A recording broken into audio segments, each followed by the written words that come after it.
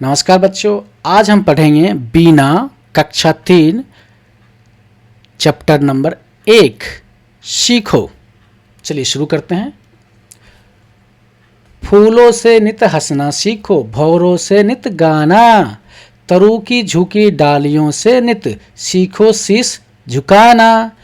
सीख हवा के झोंकों से लो कोमल भाव बहाना। दूध तथा पानी से सीखो मिलना और मिलाना। सूरज की किरणों से सीखो जगना और जगाना।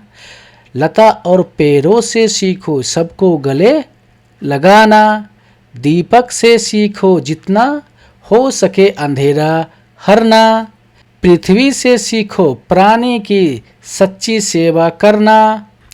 जलधारा से सीखो आगे जीवन पथ में बढ़ना। और धुएं से सीखो हरदम ऊंचे ही पर चढ़ना। इसको लिखा है श्रीनाथ सिंह ने। चलिए इसका अर्थ देख लेते हैं। यह कविता हमें प्रकृति से अच्छी बातें सीखने की प्रेरणा देती है। जैसे फूल हमें हमेशा खुश रहना और मुस्कुराना सिखाते हैं। भंवरे हमें गीत गाना और प्रसन्न रहना सिखाते हैं। पेड़ की झुकी हुई डालियों हमें विनम्र रहना सिखाती है। हवा हमें प्रेम और कोमलता से व्यवहार करना सिखाती है। दूध और पानी मिलकर एक हो जाते हैं, इसलिए हमें मिलजुल कर रहना चाहिए।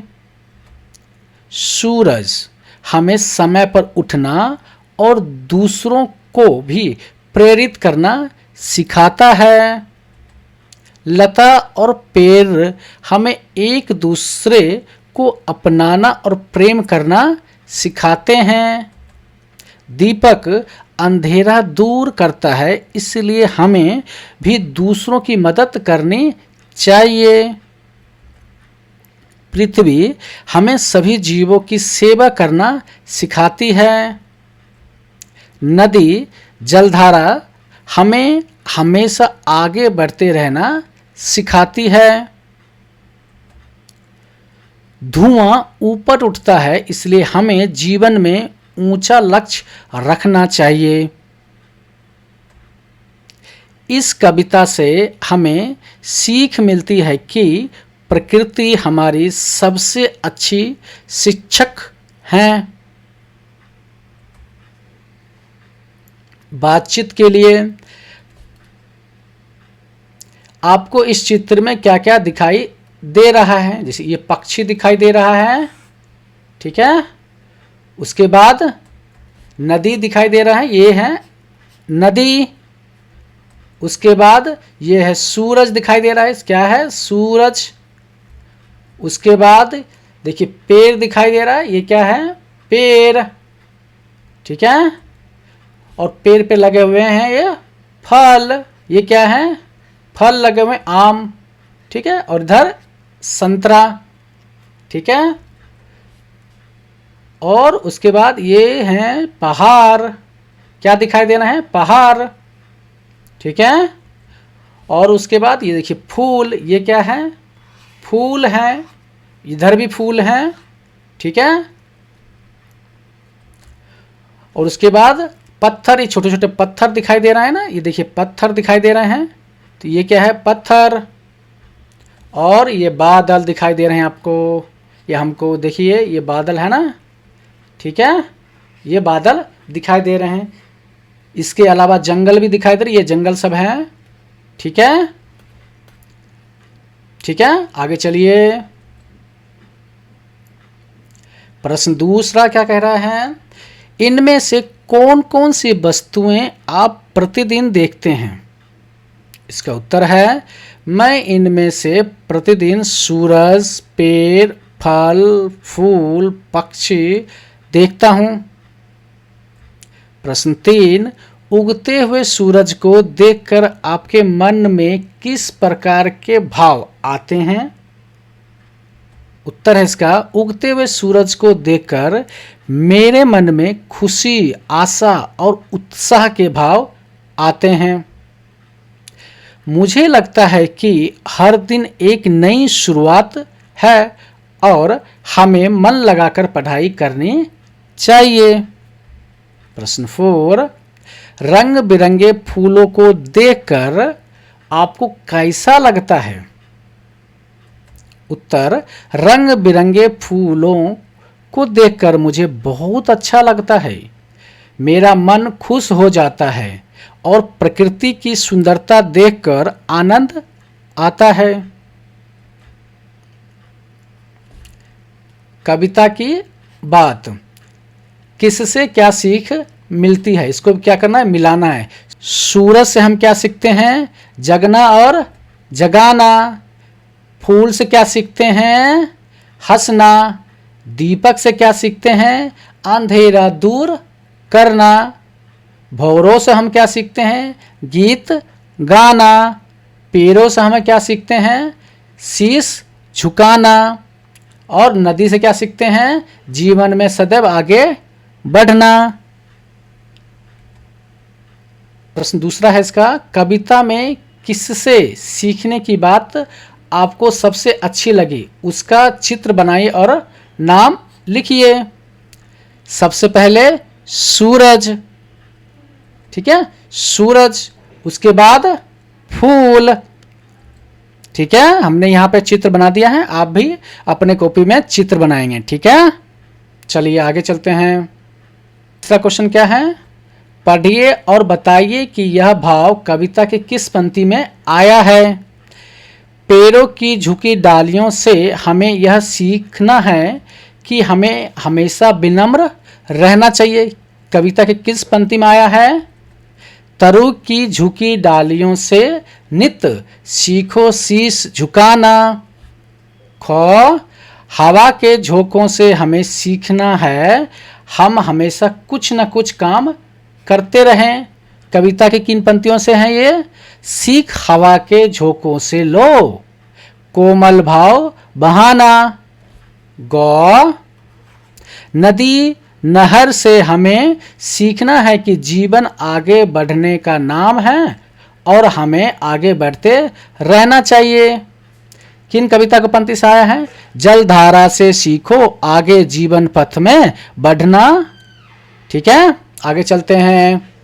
कविता से आगे सूरज से जगना और जगाना सीखने की बात कही गई है।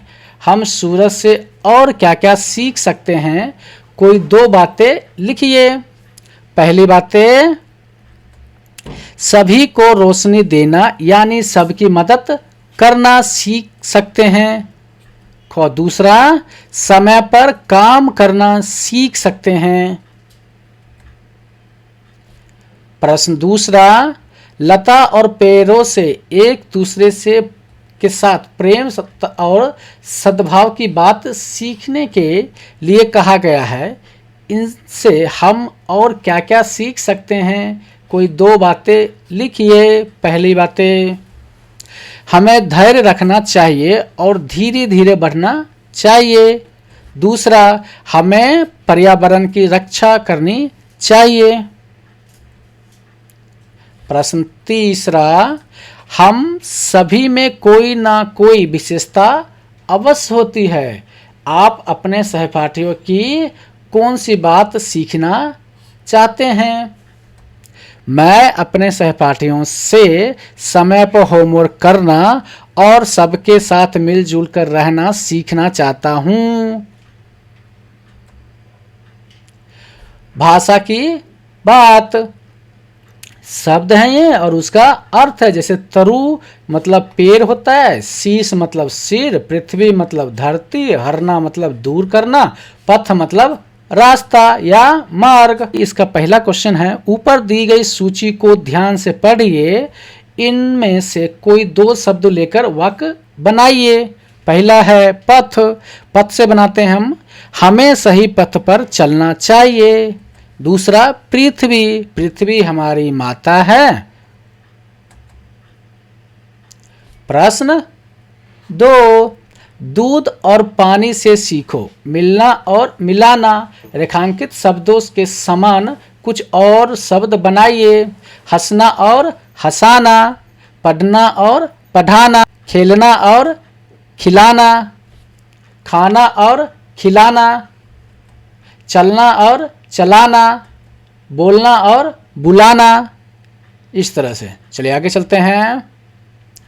तीसरा प्रश्न यहीं पे क्या कह रहा है, स और प वर्ण से प्रारंभ होने वाले शब्दों को कविता से खोजकर लिखिए।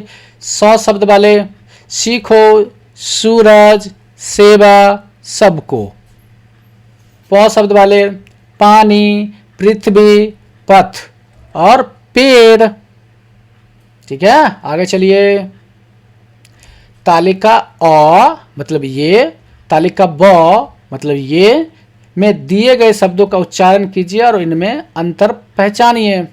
देखिए ये क्या है, परा, ये है पढ़ा, ये क्या है बड़ा, ये है बढ़ा, ये क्या है उड़ना, ये है बढ़ना, ये है उड़ना, ये है पढ़ना, ये है कराई, ये है कढ़ाई, ये है लड़ाई और तो ये है चढ़ाई। ठीक है, र और ढ की अंतर है दोनों में। ठीक है, चलिए आगे चलते हैं। बूझो तो जाने, एक फूल एक फल है भाई, दोनों मिलकर बने मिठाई। फूल कौन सा है, गुलाब, फल कौन सा है, जामुन, दोनों मिल गया तो गुलाब जामुन। बिना बाल के पूछ लिए वह भाग रहा है, सब सोते वो रात रात भर जाग रहा है। काट काट कर कागज कपड़े खुश होता है और धरातल के नीचे घर में सोता है। कौन होता है ऐसा, वो तो चूहा ही होता है ना।